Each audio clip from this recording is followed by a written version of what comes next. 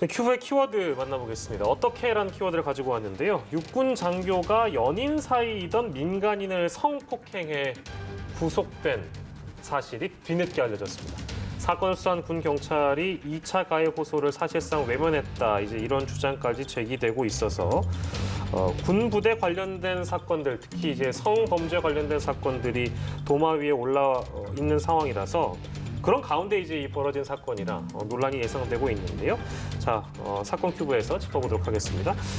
저희가 개략적인 내용은 좀 설명을 드렸는데 사건의 개요부터 좀 자세하게 설명해 주세요. 그러니까 민간인입니다. 피해 당사자 A 씨, 그러니까 피해자 A 씨는 지난 11일에 본인이 스스로 굉장히 억울함을 호소하면서 온라인 커뮤니티를 통해 육군 장교로부터 성범죄 피해를 당했을 뿐만 아니라 보복성 불법 영상물을 유포하겠다는 협박을 받았다. 네. 하지만 부실 수사가 있었다라고 이제 주장하는 글을 올렸는데요. 사건은 이제 주장 내용을 살펴보면 일단 3월 8일경 서울에서 대구로 가는 차 안에서 다투던 중에 이 가해자로부터 이제 강제추행, 그러니까 입을 맞추고 옷을 벗기려는 행동을 당했다. 그리고 큰 소리를 내면서 때리려고 했다. 이런 1차 피해가 있었는데 그 당시에 이제 이 가해자 B 중위가 내가 신고당하면 어떻게 되는지 몰라서 신고를 하느냐라고 협박을 해서 두려움에 경찰 신고를 1차 취하를 하게 됩니다. 예. 그리고 나서 4월 5일에 더 심각한 성범죄 피해를 당했다고 주장을 하는데 이 또다시 다툼이 이어지니까 이별 통보를 했고 B 중위가 집 앞에서 자신을 기다리고 있다가 이 당시에는 이제 강간상해, 그러니까 폭력, 협박 등을 통해서 이제 성범죄를 야기하고 상해 피해까지 야기했다라는 겁니다. 그 당시에 이제 상황을 살펴보면 목을 조르면서 가족과 친구들, 지인들에게 이 성관계 관련된 영상을 다 뿌릴 거다. 이렇게 협박을 했고요. 신고하지 못하도록 했다라고 하면서 이런 피해를 겪고 나서 3개월 이상의 정신과 치료가 필요하다는 진단을 받았다라고 주장을 했습니다. 예. 네, 이번 사건이 어떤 사건인지 개요를 쭉 짚어봤고요. 그런데 이번 사건에서도 그 공군부사관 성추행 사건과 마찬가지로 군기관의 부실 수사 정황들이 드러나고 있습니다. 지난 4월에 군사경찰로 이첩이 됐는데 거의 2달 가까이 불구속 수사로 이뤄졌더라고요. 민간 법원에서 만약에 이 재판이 진행이 됐다라고 한다면 강간상해죄는 굉장히 무거운 재질이고요. 더군다나 그 이후에 2차 가해나 보복 협박이 따랐기 때문에 구속영장을 청구해서 증거인멸 가능성, 도망갈 염려가 있다고 해서 조속하게 신병이 확보될 만한 사안으로 보이는데 군 수사기관에선 이것을 2달 동안 구속영장을 청구하지 않았다는 점에서 좀 미온적으로 대처한 거 아니냐라는 비판을 피하기가 어려울 것 같고요.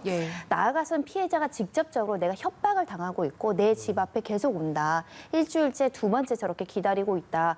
그리고 실제 협박한 내용이 객관적인 증거로 저렇게 메신저로 분명히 남아있는데 일부만 설명을 드리더라도 어떠한 복수라도 할 것 같다. 너네 가족 친구들에게 다 뿌리겠다. 그리고 친구를 취하지 않으면 죽어버리겠다라는 취지로 협박을 했거든요. 이것은 우리가 특가법상 가중처벌되는 보복협박죄에도 해당되기 때문에 또 다른 범죄가 계속 야기되는 사실을 수사기관에 알렸음에도 불구하고 신병 확보도 제대로 하지 않았고 피해자 보호 조치도 제대로 하지 않은 점은 군 경찰에서 납득할 만한 설명을 해야 되지 않을까 합니다. 군 경찰의 입장도 보면 뭐 개인의 사생활을 침해할 권리가 없다라는 식으로 지금 대응을 한 거다. 이제 이런 주장이 나오고 있는 상황이고. 빠른 조치를 피해자가 간청했는데도 불구하고 이런 반응이 나왔다고 주장을 하고 있습니다. 이 담당 수사관이 이렇게 나오면 피해자 입장에선 참 난감하기도 할 거고 그럴 텐데요. 화도 날 거고요. 이 상황 어떻게 보세요?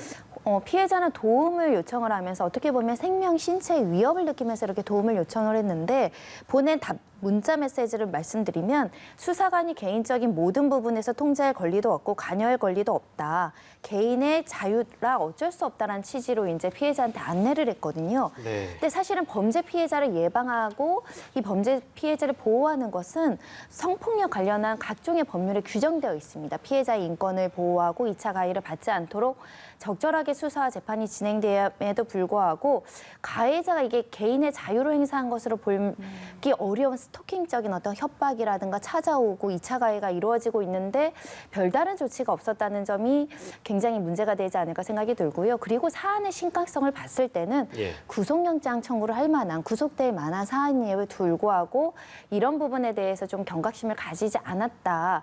총체적으로 군대 내에서 이 성범죄에 대해서 좀 미온적으로 대처하고 있는 거 아니냐.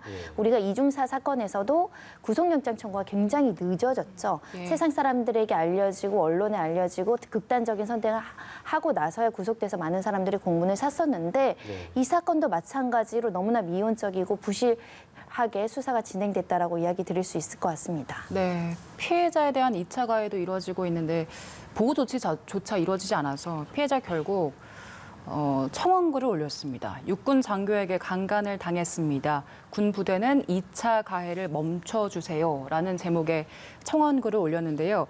현재까지 2만 명 넘게 동의를 했다고 합니다. 피해자가 진정으로 원했던 게 제발 똑바로 진실을 수사해달라. 이 부분인 것 같습니다. 지금 여기에 대해서 군의 입장은 어떻습니까? 일단 군대에서는 현재 수사 진행 중이라서 답변할 수 없다라는 입장을 보이고 있는데 피해자가 좀 적극적으로 해달라고 요청할 만한 사유 중에 하나도 그 CCTV를 보면 관련한 범행의 정황이 담겨 있다. 예. 이것을 확보해달라고 요청했음에도 불구하고 군 경찰이 이것을 확보하지 않았다는 겁니다. 우리가 할 수 있는 일이 아니다라는 취지로 이제 답변을 받았던 것 같은데 사실은 CCTV는 중요한 증거가 될 수도 있고요. 예. 만약에 피의자가 자백을 하는 사건이라고 하더라도 또 법정에서 범행에 대해서 다툴 여지가 있기 때문에 기본적인 어떤 증거는 확보됐어야 되지 않을까라는 아쉬움을 갖고 있고요. 네. 그러다 보니 피해자가 수사기관을 믿고 기다리는 게 아니라 온라인을 통해서 본인의 억울함을 호소하고 또 이제 청원 게시판까지 이런 어려움을 호소할 정도에 이르렀다고 한다면 성범죄 피해자를 아직도 우리 사회가 제대로 보호하거나 적극적으로 수사하지 않고 불신의 어떤 분위기를 만들고 있는 거 아닌가 같이 좀 고민을 해야 될 필요가 있지 않을까 합니다. 예, 이건 사실은 저희가 지금 짚어볼 내용은 민간 영역에서도 특히 이런 성폭력 피해자의 경우에는 조사를 여러 차례 받는 게 굉장히 괴로운 일이잖아요. 이제 그런 대목들도 실은 불거진 적이 있는데 이 사건에서 드러나는 게 경찰 조사 받고 군 경찰, 군 검찰 이어서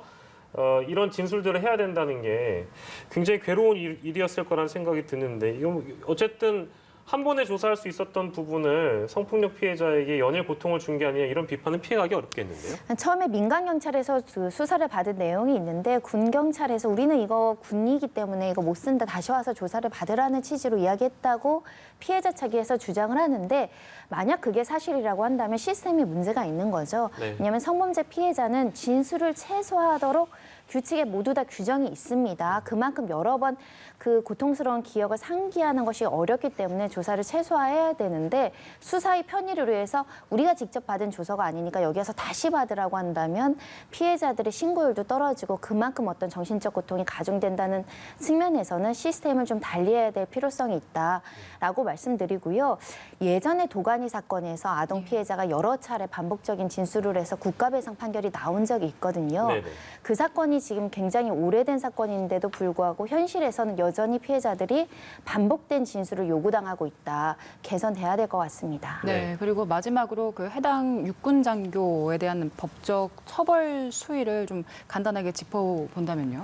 일단 특가법상 보복 범죄는 굉장히 양형이 강합니다. 최고 무기징역까지 처해질 수 있는 사건인데 강간상해도 굉장히 법정형이 높고 또 보복 협박이 있다고 한다면 굉장히 중형이 내려질 만한 사안이고요. 나아가서는 영상 유포를 협박을 했는데 이 영상 자체가 카메라 등 이용 불법 촬영죄가 되지 않을까 이런 부분에 대한 수사도 좀 적극적으로 진행이 돼야 되지 않을까 생각이 들고요. 지금 구속이 됐는데 실형이 불가피할 정도로 중대한 범죄이다라고 말씀드릴 수 있는데 네. 또 민간 법원의 양형 기준과 군 법원의 양형 기준이 조금은 달라서 또 많이 미온적이다, 솜방망이다 이런 이야기 많았거든요. 많은 국민들이 지켜보시고 이번 기회에 군 경찰, 검찰 또 군 법원 어느 정도 좀 개선이 돼서 이 민간에서 피해를 당하는 것과 군인에게 피해를 당하는 게 피해자 지위에서 달라지지 않도록 조금 적극적으로 피해자 보호 조치를 해야 되지 않을까, 양형도 맞춰야 되지 않을까 생각을 합니다. 네, 저희가 잠깐 놓칠까봐 이 청원글에도 좀 주장한 내용 중에는 뭐 중대장이 사건을 은폐하려고 했다라는 이제 주장도 담겨 있어서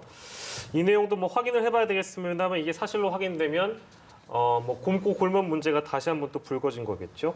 이 사건 저희가 사건 큐브에서 만나봤습니다. 오늘 손정혜 변호사와 사건 큐브 함께했습니다. 고생하셨습니다.